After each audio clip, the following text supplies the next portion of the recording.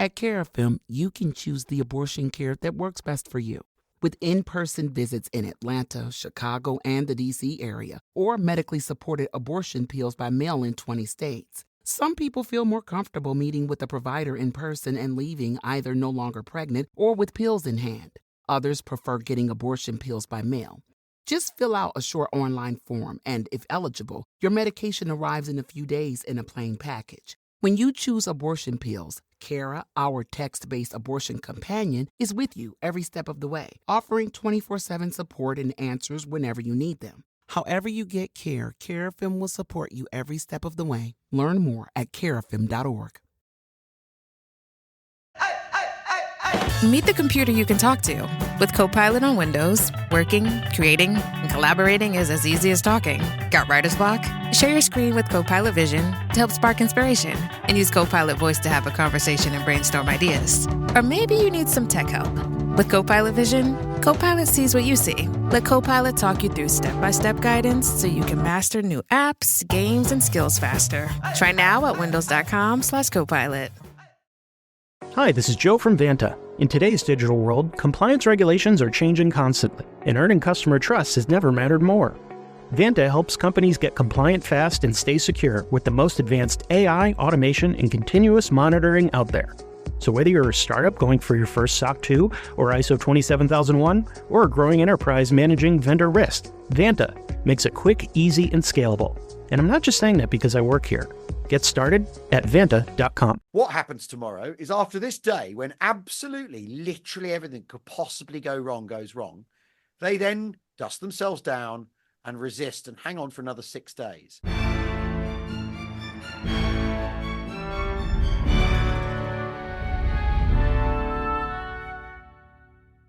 Hello. On Sunday the 17th of September 1944, the 1st Airborne Division began dropping into Arnhem to begin a battle that remains iconic to this day.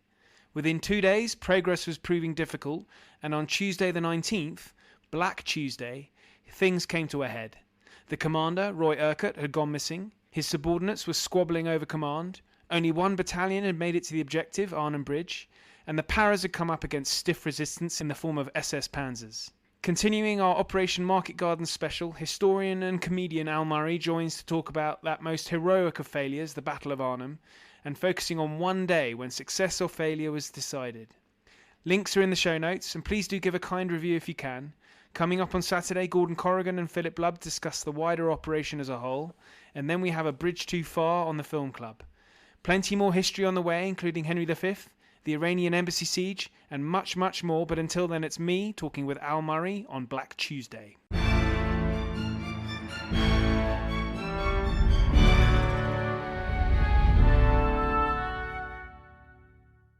Al, it's a great pleasure to have you on. Thank you very much for joining me. Thanks for having me. Well, this is very exciting. I've been reading Black Tuesday, and I really enjoying it. I'm not really an aficionado of the sort of intricacies of particular battles during the Second World War, and I certainly appreciate the Duke of Wellington quote at the beginning of the book, which that was something to do with the model that's in the National Army Museum, isn't it? Yeah. Going off on a slight tangent there. Yeah. But it's so interesting that you managed to find a new way of talking about a battle that is familiar to so many. And thank you. Was that just through sort of walking the ground over and over and then coming across it, or talking endlessly with James Holland? To an extent, but really it was to do with, because I did think of this before we started the podcast. It's an inkling of an idea I had about 7 or 8 years ago. But the genesis of this idea really, or the thing that made me go that when I was really mulling over how to write about the Battle of Arnhem, because I thought at some point I'm going to have to write about a battle. I'm going to have to write a military history thing, because my last book, Command, was sort of a series of essays, character studies, and digressions. Talk about Patton's rhetoric and how does that fit into the picture of the man and where they are in the war at the time and all that sort of stuff, right? And then stuff to do with mental health in that chapter. But I thought at some point I'm gonna sort of have to fix bayonets and as it were, and write about a battle. And this is the one I'm most familiar with, although one of the things I've learned, again, and this is what always happens. The minute you start studying things, you realize, actually, I know nothing about this. I know a tiny amount. I thought I knew my way around this, and I really, really don't. So, but 20 years ago, when I was making this TV program called Road to Berlin, which was my first sort of bit of history, work outside being a comedian, we were filming in Arnhem, and we were at by the bridge on this Jeep, and I was having an argument with our producer about the program, saying, there's this battle in the woods, this confrontation in the woods that they have, and why aren't we talking about it in the program? And I said to him, well, what will happen is I'll be in a pub and some bloke will come up to me and go, you left the bit with my grandfather out in the woods, and everyone always leaves that out and all this. And we're having an argument, proper to and fro. And he's going, yeah, but Al, it's really confusing and it's really complicated. I said, yeah, it is really confusing. It's complicated. That's the reality, is it's confusing and complicated. And we can explain that it's confusing and complicated, but this is all, here's something else that's happening, right? And we were really going backwards and forwards, and he was going, well, the viewers won't keep up, and all this sort of dispiriting stuff. And this old boy, a veteran, comes over, because the town was full of veterans 20 years ago, comes over and goes, there you are at the bridge filming the Glory Boys here. Everyone always leaves us out. Me and my mates were cut to bits in the woods, and no one talks about us, right? And then he toddled off. And I'm like, you see, to my producer. And if you're going to write the normal Arnhem 9-day battle story, what happens in the woods is like a half of 1 day of 9, right? But it's actually, I think, one of the sort of decisive moments in the battle. It's incredibly dramatic. And it's kind of like a hallmark of the decision to do it is a hallmark of the chaos and the confusion at the heart of how they're trying to decide what to do once things have started to go wrong. And so I wanted to write a book that basically gave that the same weight as all the other bits of the battle that normally get proper weight, and that's why it's about the Tuesday, because the Tuesday starts with possibilities, ends with none, right? And we've all had days like that. And I thought, well, how do we illustrate that through the story of the Battle of Arnhem? And by you only do the 1 day, I was completely set free as well from the normal narrative constraints, because I want to talk about the people, because the personalities are really, really interesting, and how their personalities play into what happens is really, really, because I'm not a longue durée tectonic plate historian. I really, really believe in contingency. I really believe in people not knowing what's around the corner. And I mean, the analogy I'd use is that, when you're hit by a car, you don't know who's driving it. You just know you've been hit by a car. Life isn't an insurance claim. History shouldn't be like an insurance claim where you fill in the form and then you find out when it's happening to you, you don't know what's happening to you, and I wanted that to be the way the book told the story. Yeah, you very much get that feeling when all these guys are sort of just dealing with the immediacy of what it is. Yeah. And we're so used to, because of the film, you get the sort of grand strategy, which is what I kind of really loved about it, because you get all these characters coming out. I just wanted to discuss briefly the plan, because I've had a number of historians. Yes. Saul David was on his episode's coming out tomorrow when we're recording. Yeah. And Saul's sort of very much, it was worth the risk, and I'm actually beginning to come around to that, because originally I think I'd probably taken the Dickie Attenborough view that this is all a terrible waste, but actually it does seem like it was worth the risk, and particularly as Ike and Bradley agreed that it was as well, didn't they? Ike signs off on it. There's when people want the buck to stop with Montgomery, fine, but Ike did sign off on it. You wouldn't be able to do this if Ike didn't sign off on it. So you can't stage a thing like this without his nod, right? Come on, right? I'm of the view what they're trying to do, right, is end the war before Christmas, which sounds to me like a laudable aim, right?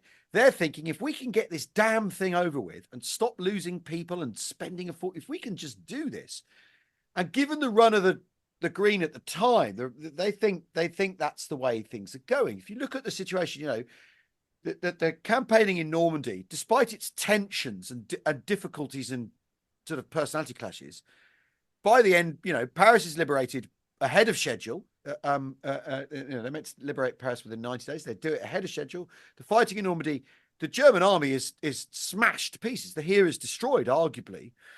Then there's what they call the Great Swan, where they swan off. One of the armored divisions does 90 miles in a day. Like the German, it's a bigger and more rapid advance than the Germans achieved in May 1940, which is sort of seen as the whole, seen as the gold standard of the other side collapsing and all that, right? They're also all thinking through the prism of 1918. And in 1918, the Allies make strategic gains, but nothing like as dramatic as the ones that are being made in the late summer of 1944. Nothing like it. The 100 Days is a sort of crumbling process as the German army retreats. And then the home front in Germany collapses. There's a revolution. The army sue for peace, right? And if you're a Allied strategist in late August, early September 1944, you're thinking, well, we've advanced far further than 1918. The army in Germany has just tried to kill Hitler.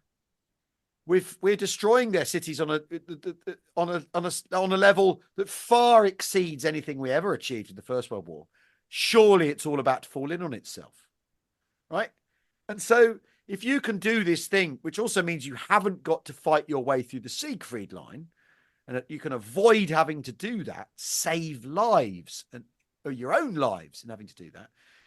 Well, if we can hop over these rivers and why wouldn't you roll the dice? And I think so often people just don't want to, when they look at it, and because it goes wrong inevitably, they just do not want to look at the reasons people thought it was worth a try. They can't put themselves into the mindset of the end of August 44 if you're an Allied strategist. And also the other thing is the V weapons campaign has got going just not long after D-Day, and the V2s are falling in London by the time of Market Garden.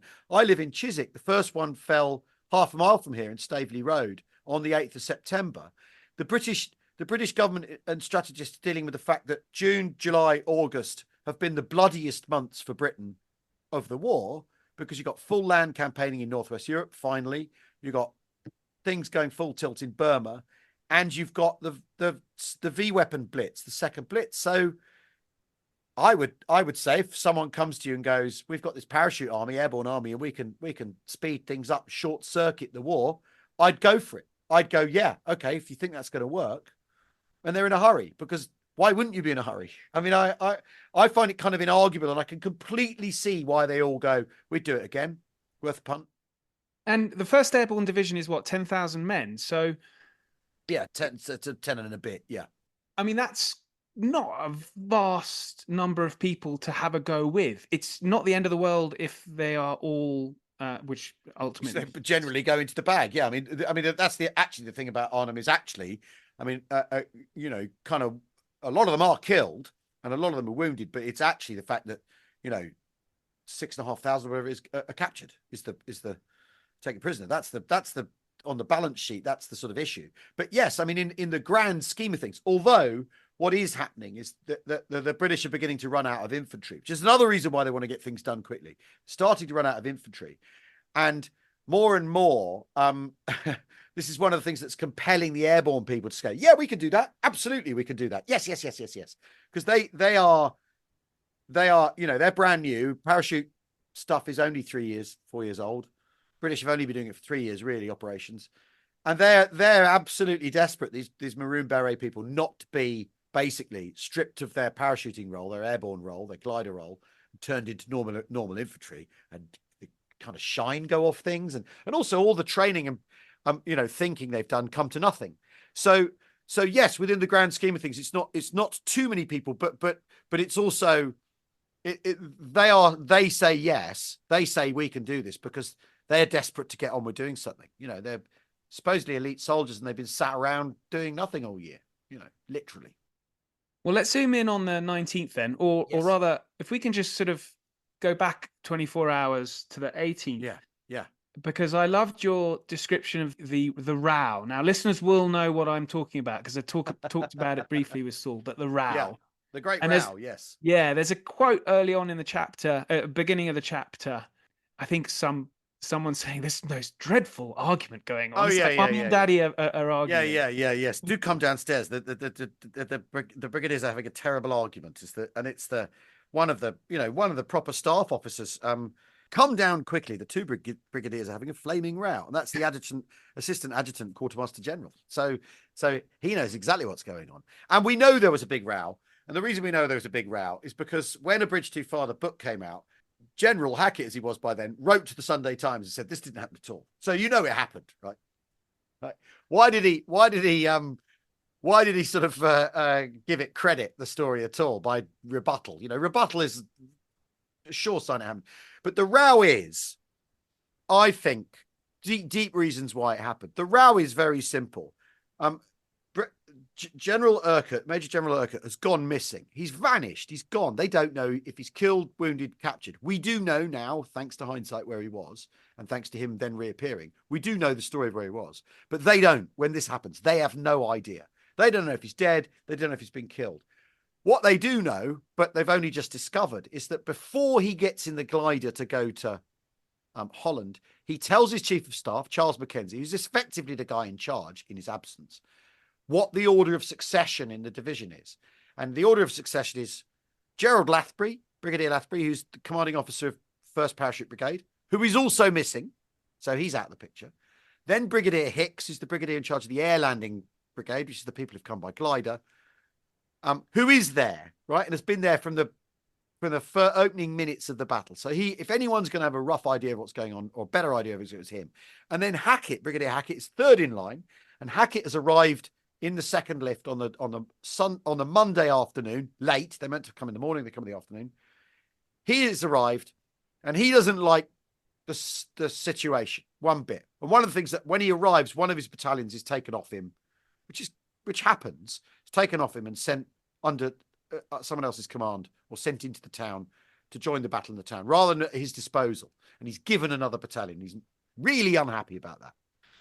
And that decision's been made before he arrives in Arnhem, even before he's embarked in his aircraft, right? Because they know they've got to start pulling levers because things aren't working out as they planned. Anyway, he's livid about this. So at midnight on the Tuesday morning, he comes to the Hartenstein Hotel, which is where divisional headquarters is, and rocks up and goes, basically, what the hell's going on? Takes the other Brigadier Hicks into a corner of the room, and they have one of those like kind of that gradually gets louder and louder and louder and louder. Hackett is really unhappy with having a battalion taken off, and he's really unhappy with what he feels is like a sort of what he calls an untidy situation. And at one point, points out that actually he is senior to Brigadier Hicks because he was made a brigadier, promoted 2 or 3 months earlier, right? And the thing about Hackett is probably one of the cleverest men in the British Army. He can speak 10 languages.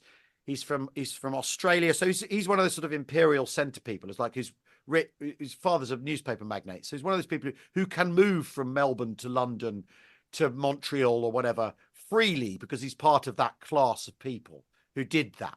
A bit like Bernard Freiberg, those people who regarded the Empire as an English, or even like Max Beaverbrook, they're like an English-speaking world person. So I've come to join the British Army. I might be Irish Australian, but I've come to join the British Army. I've gone to Oxford. He's like one of those people. And he's very, very, very clever and very sure of himself, even though he's not an infantry soldier. So he turns up, terrible argument.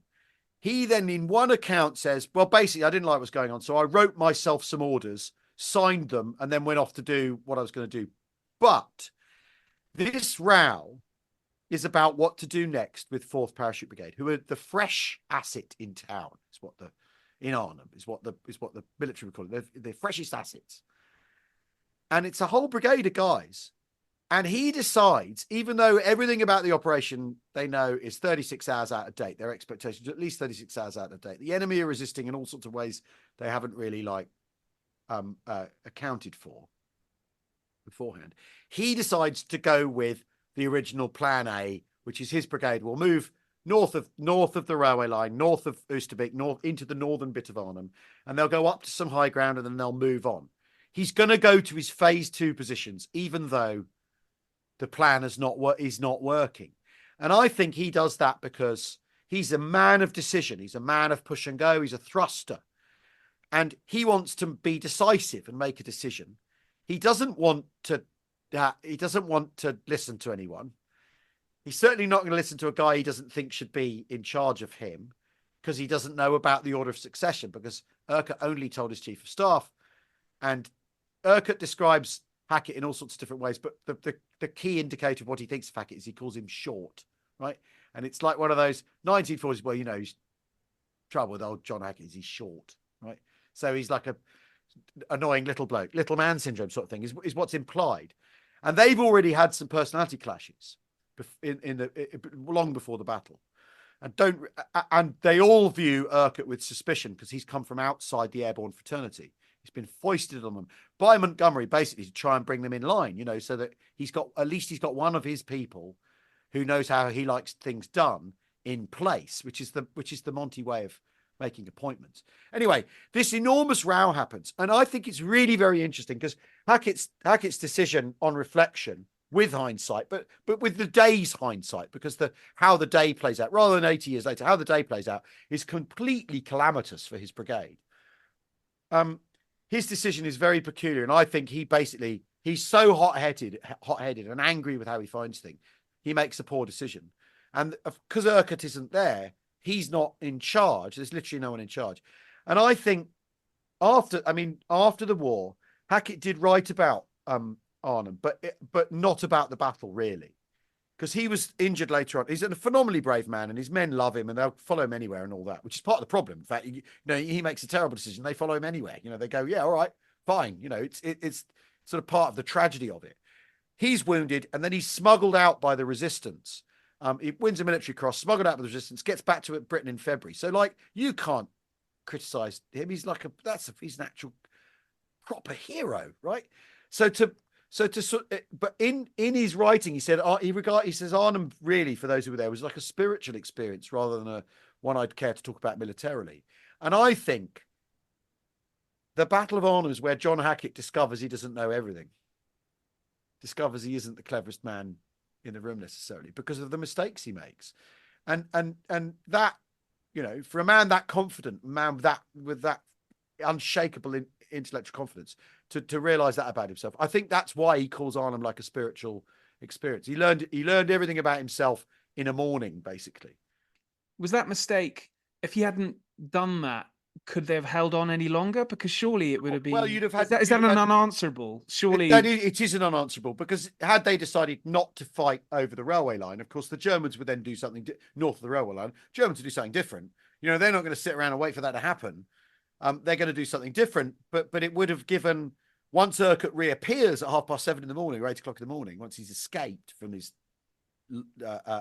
exile in the loft, he'd have had another brigade to decide what to do with. But by the time he reappears, Hackett's attack is already in motion and already going horribly wrong. So there's, and Hackett won't come and see Urquhart once Urquhart reappears, and Urquhart has to go and see him, which is quite telling about the state of play between the personalities, and actually goes to see him, and then half an hour later tells him to call things off. But you get the feeling that they're tiptoeing around one another a bit, and that's really interesting. And that's the sort of, you can, if you're only doing the day, you can really try and get into what's going on there and what that all adds up to. I don't want to dwell too much on the senior officers, but yeah. Urquhart, it feels like he's sort of, when he does return, he's just feeling a little bit, I don't know, bashful, or he knows he's screwed up, basically. Oh, he knows he's screwed up. And they're all like, how wonderful to see you, sir. But I think he knows, this is now going to be the story of his life. That however the battle turns out, he's the bloke who vanished for 36 hours, because he's effectively away from his headquarters for 36 hours and no one knows where he is.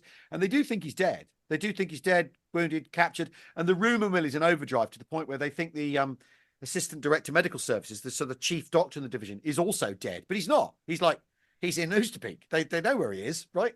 Or they ought to. But the rumor mill, and what you want to do is credit them the rumor with its reality, that the rumor is real.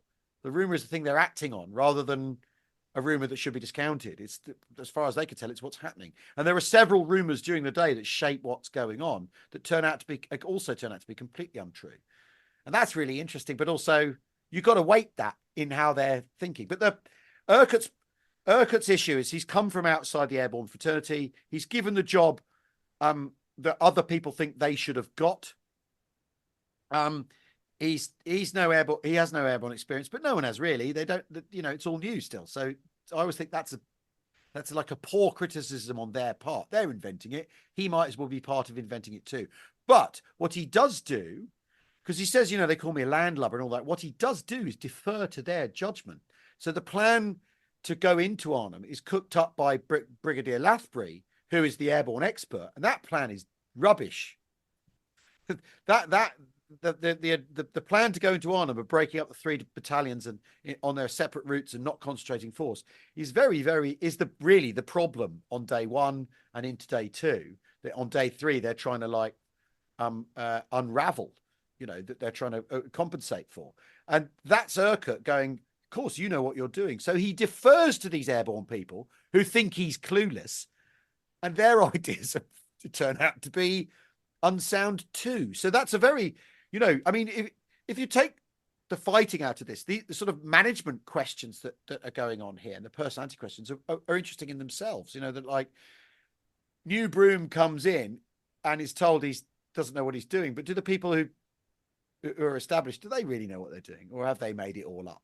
And one of the interesting things is the Commander Royal Engineers, Mark Henniker, Colonel Henniker, who isn't on Market Garden, but he's the CRE for most of Urquhart's time there. He moves on. Says Urquhart came in and he didn't buy a load of our mumbo jumbo that we'd come up with, and more power to him for taking us on a lot of what we thought we knew we were doing, and that's really interesting. That's a glimpse into someone being reasonable about it rather than writing him off from the start.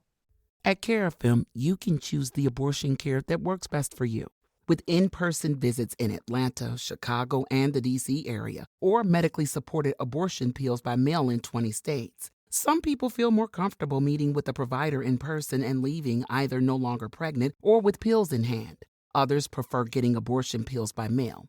Just fill out a short online form, and if eligible, your medication arrives in a few days in a plain package. When you choose abortion pills, Cara, our text-based abortion companion, is with you every step of the way, offering 24/7 support and answers whenever you need them. However you get care, Carafem will support you every step of the way. Learn more at carafem.org. From writer-director Ryan Johnson. The Holy Grail. A perfectly impossible crime. Wake Up Dead Man has critics singing its praises. God help me. Anything else? It's a deliciously entertaining mystery. That's nice. It's certified fresh. It's a miracle! Okay, you're freaking me out now. It's the best Knives Out movie yet. This case is solvable, right? Oh, you'll see. It's fun. Wake Up Dead Man, a Knives Out mystery starring Daniel Craig. Now playing in select theaters on Netflix December 12th. Rated PG-13. This podcast is brought to you by Carvana. Carvana lets you buy your next car on your terms. Explore a massive inventory online, filter for what matters, and find your perfect match. Then choose delivery to your home or pick it up at one of Carvana's iconic car vending machines. Every car also comes with a 7-day money-back guarantee, so you can make sure it's the right fit. Buy your car on Carvana. Delivery or pickup fees may apply. Limitations and exclusions may apply. See our 7-day return policy at Carvana.com. Carvana. Well, the other thing that I found really interesting reading the book is you've just mentioned these rumors that sort of influence how the battle progresses. Reacting to these rumors, that becomes more of an acute problem, particularly with airborne fighting, which is so confused in its obviously the idea is you confuse and confound the enemy because suddenly there's a 6,000 blokes in their rear and they're like, what do we do about this? Hell, where are they going? What are they doing? But that confusion on the enemy's part is particularly if you're trying to capture the bridges of the Neder Rhine, which is the last river obstacle to get into Germany. If you're going to outflank Germany, it's pretty obvious what they're there for, right? So you're going to stop them getting to the bridge. It's not hard. Although what's interesting is on the Sunday night, the Germans don't garrison Arnhem Bridge because they're so confused by what's going on. But which is how, a big part of why Frost is able to take the bridge is because the Germans don't hold it. Had they held it, garrisoned it in the first place, this would be a very different story because we wouldn't even have Frost's amazing stand at the bridge. That wouldn't have happened. So, all the what ifs have to include that as well, right? But it's such confusing fighting. And the men, I almost feel if people read this book and they're confused by some of it, fine, it's confusing. I don't mind if they go, what the hell's going on when they're reading it, because that's what it's like. And that's what it was like, rumors feed in, and there's all this stuff that compounds the power of rumor, which is you have no rear if you're an airborne division. If the men are running away from the front, as they see it, the thing in front of them, where's the rear? Well, there isn't one, because there's Germans there as well. And there's a moment in the afternoon where there is a ripple of panic. Which it's not to put too fine a point on it, and they all write about it. So it's not doing anyone down saying this. It happens. And the remarkable thing is they recover from this ripple of panic, which is the sort of really interesting bit. There is a ripple of panic, and the men are running back towards the drop zones and the landing zones. They're literally going back to where they came from in their minds. They're running west to get away, to go, even though there are Germans in the west, obviously, because the Germans are trying to surround the whole thing and sort of kettle it. They're going back to where they landed by parachute, which is not rational, but or maybe it is rational in that set of circumstances. So it's really, really, there's a real fragility to an airborne operation. And it's a thing Urquhart writes about, and then other people low down the food chain also in their reminiscences concur. It says you're dropped right in the middle of things. You don't know, arguably you don't know where you are. Are you even in the right place? Where is the enemy? Where's up? Where's down? All that. And that then means the men some of the men can be more brittle in terms of when things start going wrong, how they react to that. And after all, loads of people have gone there thinking war's nearly over. We're going to win this easily. A lot of them have got that impression. And so I think if you start the morning thinking, hey, the war's nearly over, we're going to win this, and then you realize that you're not, I think the mental flip that must go on. I mean, I've never experienced anything like the peril these guys endured. So all of this judgment has to be like kind of qualified by admitting that. But I mean, yeah, the airborne warfare is in its very nature confusing and confounding for everyone involved. And then you get street, urban fighting as well, which makes it even more intense, which is incredibly confusing. And we went on a battlefield tour there 2 years ago. Jim and I, we walked some people through the town and walked around all the sites and everything and talked about it. And we walked from the two-para rendezvous at Renkum and walked all the way to the bridge. And basically, the first bit is countryside, woods, roads with fences, and all that sort of stuff. And then you go through the first little bit of built-up area and you think, oh, right, okay. And then once you get under the Easterbeek Railway Bridge and you're into the town, I was really struck by this, because looking at maps will never tell you this. First of all, Arnhem is not flat. It might be in Holland, but it is not flat. It's ridges and hills and embankments. So the ground is immediately working against you. And then the built-up areas are like warrens, where once the houses start, and you think, these are battalions that are generally trained to advance on mile-wide fronts on Salisbury Plain.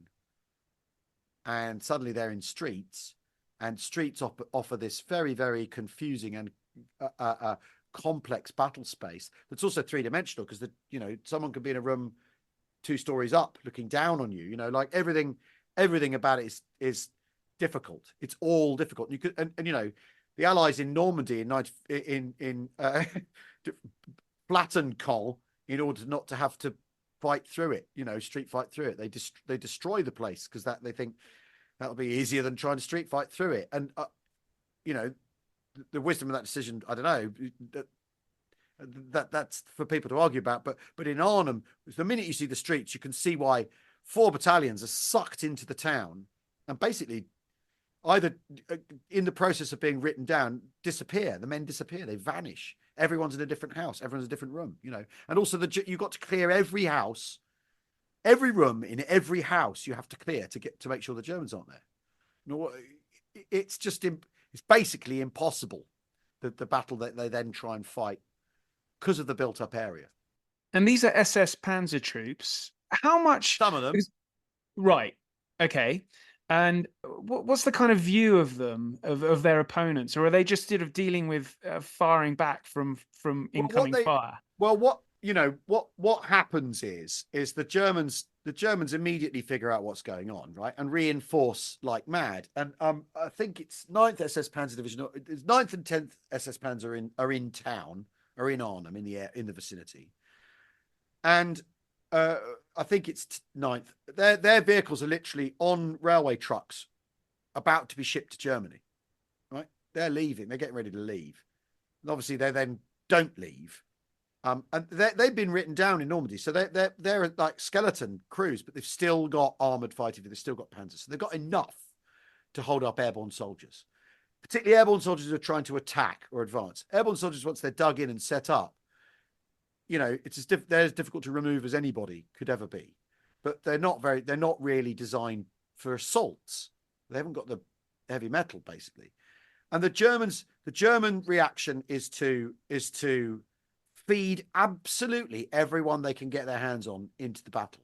And it's run by the SS, by the Waffen-SS, the battle, but it's not necessarily fought by them. So you've got recruit training, NCO trainings, school people, you've got kids, you've got Kriegsmarine, naval personnel, you've got Luftwaffe clerks who are taken off airfields and given rifles and told, right, off you go. And they've not been infantry trained. And the German attitude to the life of their men is cavalier at best. Yes, I was reading in the medical side of things. It's unbelievable. They kind of write them off. They think, well, a man who's had a stomach wound, he's not going to be any use to anyone ever again, so we might as well euthanize him. And that's like, so that's their medics think that. So what their infantry commanders think is, we're just going to pump blokes into this suburb, and if they're all killed, it doesn't matter, as long as they're holding the British up and preventing the British get to the bridge in good order. It doesn't matter how many people die. And because in the book I don't talk about the German side at all. They're just the Germans, the enemy. We don't talk about decisions. We don't talk about anything, right? Because that's the experience. But when you look at the casualty figures for the Germans, there's a brilliant book by a man called Bob Kershaw called "It Never Snows in September," which is like the one of the most groundbreaking Arnhem books, because it's just all from the German perspective. He says basically, all the German casualty figures, you just have to double them. They're wrong. They're wrong by the order of, they're 50% of the figures, really. Just double them. Whatever the numbers the Germans have in their tally, double it, because they don't care. What they care about is stopping the British getting to or holding the bridge, and any which way. And the German problem is they're fighting a very determined opposition. So the British are really making it count. But as long as they're holding them up, it doesn't matter. And I'm kind of reminded a little. It reminds me a little of sort of Afghanistan, where we sent our best people, extremely well equipped, sort of compared to their Afghan opponents, sci-fi sort of outfit, with drones and all this sort of stuff. But a bloke who's determined to die for his cause with an automatic weapon can hold up everyone in their body armor and with all the latest kit. They can hold up the best soldiers in the world, the best equipped soldiers in the world, if that's what they are, because that's all he's got to do. He's just got to shoot at them, and he doesn't care about himself in the same way, in the same way they care about themselves. And that's, a Western army wouldn't have been able to react to Arnhem the way the Germans do, because they'd have been worried about casualties. Whereas the Germans are like, off you go, die for the fatherland. Well done, everyone. It's and that's a big characteristic of the German side of the fighting in Market Garden. Another thing that I hadn't, I guess, appreciated, despite having read, I did actually read the Cornelius Ryan back in the early 90s. I wondered what your view of. Yeah, I loved it. I absolutely loved it. But compelling author, yeah. Yeah, absolutely. Well, but the construct of an airborne battalion with all the different parts. I mean, there's a chapter on, or a passage on the artillery involved. Yeah. I didn't realize I would get sucked into being interested about 6-pounders and 25. But they had 6-pounders there, which they had the 6-pounder anti-tank gun and the 17-pounder anti-tank gun. And the 6-pounder is the standard British weapon. The Americans copy it. It's a 57mm anti-tank weapon. And that can actually knock out a Tiger tank. That can knock out, close enough, it can knock out anything the Germans have to offer, because they've got this. I mean, I have a friend who's an artillery expert, and he always says, ow, the gun isn't the weapon. Come on, Al. You know this by now. The projectile is the weapon. The gun is the delivery system. It's the round is the weapon. Come on, how many times have I got to explain this to you, right? And the British are really, really good at this, and they develop a thing called a discarding sabot round, which is basically a dart, a tungsten dart that's in a sort of sabot, like a clog, literally, in a plastic casing. And when it fires from the gun, it discards the casing, and then the tiny tungsten dart, which is very, heavy and hard, flies faster than if you fired a normal steel-tipped shell, hardened steel-tipped shell. A discarding sabot round, that at the right range can destroy anything the Germans have to offer. And so they've got that, but what's apparent is they haven't really trained on it very much, because they can all complain about the ammunition. They all complain about it, and it's in the Commander Royal Engineers report. He goes, the men didn't like the round, and then one of the gunners, because what you always want is you want the official report, and then you want corroboration from the and one of the gunners is going, we didn't like it, we couldn't work out, because they see the sabot, the casing fall, and they think that's the fall of shot, and they get confused, right? Which all that tells you is they haven't trained with it enough. That's it. That's what that tells you. It doesn't tell you that the ammunition's rubbish, because it can destroy anything. And then they bring but the good thing about the 6-pounder is 4 blokes can pick it up and run it around and drag it out onto the street and fire it and then drag it back into cover. And they also bring the 17-pounder with them, which weighs twice as much as the 6-pounder. You can't do any of those things with it. And obviously that requires a much bigger glider. So bringing those bigger weapons to Arnhem is like an opportunity cost. And that you can't fill that glider with something else if you're bringing those 17-pounders. If the glider with a 17-pounder, for instance, lands upside down, you can't get the damn thing out of it. And they're not fighting at the ranges they need that gun for. And there's one 17-pounder that they bring to Arnhem, and the men look after. They fire it twice in 9 days. So it's like, just shouldn't have bothered with it. But the artillery they have, the Allies have been winning the war. The reason Arnhem is happening, the reason the Germans are on the run, is that the Allies have been fighting the war with extremely powerful artillery, like lashings of artillery, like they're smothering the Germans with artillery. Before you put an attack in, you smother the German line with as many guns as you possibly can. Then the Germans counterattack, and while they're counterattacking, you smother them in artillery again. And that's how they've been destroying the German army, defeated the German army in Europe. Infantry still have their part to play, of course, but you've been doing it with firepower. And an airborne division can't take that with them. They can't take the heavy guns, the mediums, even the field gun, the 25-pounder. They've got a much lighter gun, and they can't do the thing that everyone else is doing. And there's one company commander who says, there's no guns on this, and we're advancing, and it's like a stupid exercise where we're being over optimistic, and we don't have the means to suppress the enemy, or let alone destroy them when they counterattack. And it's there's a big hole in the middle of what they're able to do tactically, because they just don't have the firepower. And it's whenever you read an Arnhem account, it always goes, paratroopers, of course, are lightly armed. You think, yeah, they are. What does that actually mean? Why? What does that amount to? What they're able to do actually? Where do we get to with that? And they have enough ammunition, but like if they were to fire all their ammunition in one go, they have 20 minutes of artillery ammunition that they bring with them on the first day of indirect fire artillery ammunition. And in Normandy there have been barrages that last whole days, to suppress the Germans, and they just can't do it. They can't do it. So their expectations of what they're going to be able to achieve are I think, are out of whack with the reality of how the Allies have been fighting. And I guess the weaponry as well that the paratroopers are using, is it majority?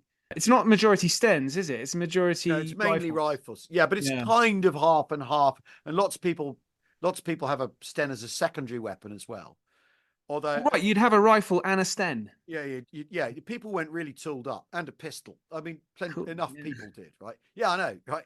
But the problem is the number 4 rifle, short magazine Lee Enfield, the 303 rifle, was designed to fight border patrol stuff in the Hindu Kush. That's what that rifle's for. That's why it can drop a man half a mile away. That's the big idea is it can drop a horse at 500 yards. Someone's galloping towards you, and then you haven't got to fight them because they've come off their horse, right? Before they ever get near you. That's what that rifle was originally conceived for.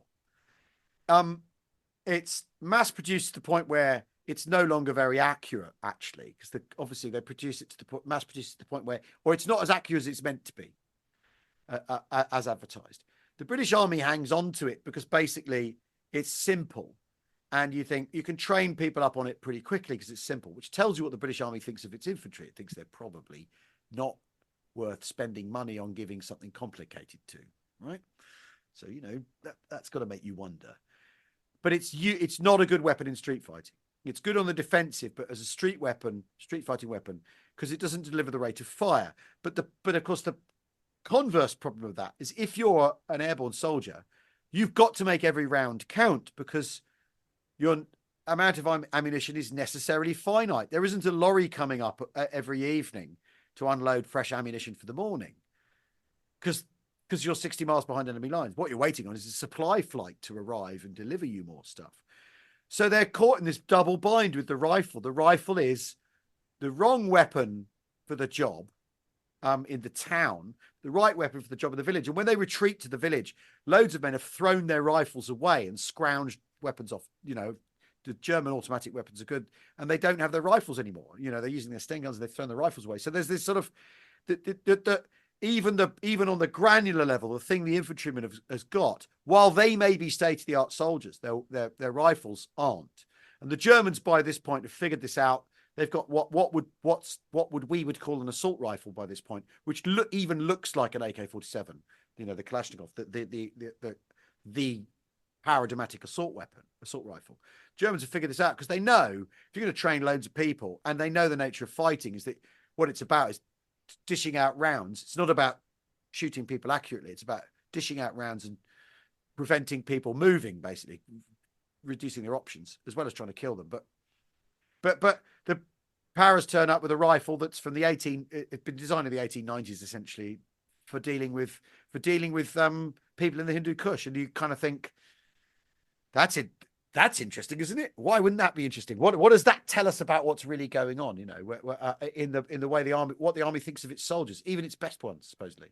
Yeah, interesting stuff. Well, look, we're running out of time, so I thought I couldn't talk about this. No, not at all. I'm fascinated by it, but I was just interested. I was thinking about this whilst reading, and we're seeing sort of intense fighting going on in a number of places in the world at the moment. I was just wondering about the mental toll on these troops who are 3 days without sleep, I think, on a Tuesday. By this point, yeah. Yeah. And well, I mean, and being in constant peril, living on the sort of expectation that you're going to be relieved, and then of course they haven't been relieved by the Tuesday when they're sort of reasonable expectation that they might be, or they've been led to believe that will happen. Although the old sweats were going, well, 8th Army were late in Sicily, they're going to be late. This lot are going to be late as well.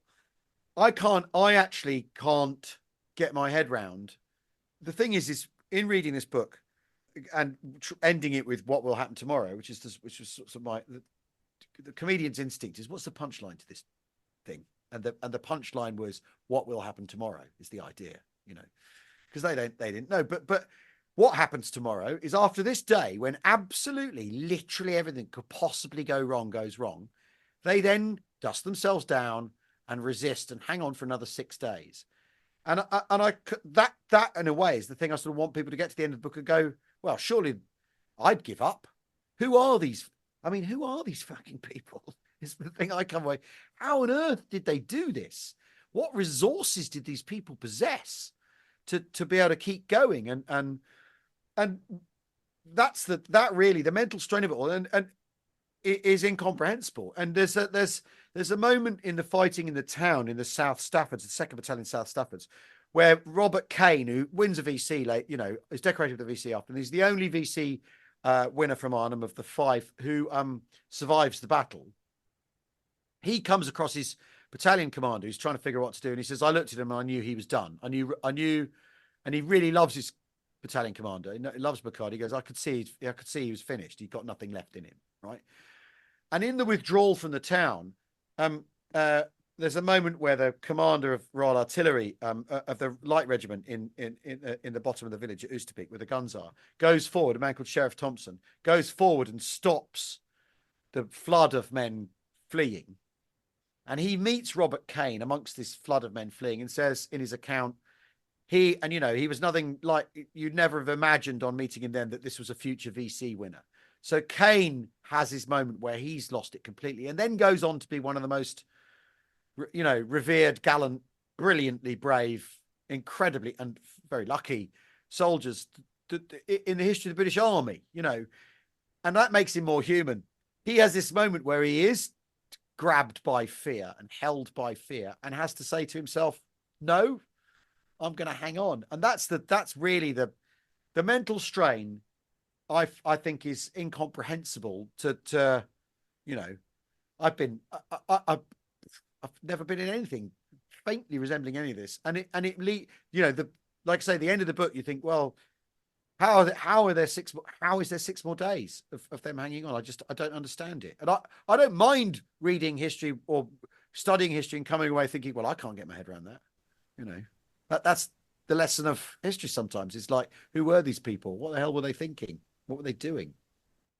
Indeed. Well, that's a perfect way to end it, I think, Al. Thank you. My pleasure. Thank you. Yeah, it's been great. Wonderful book. So Thank listeners, you know what to do. It's the perfect gift for anyone you know. Indeed. Thanks, Al. My pleasure. Thanks very much, Oliver.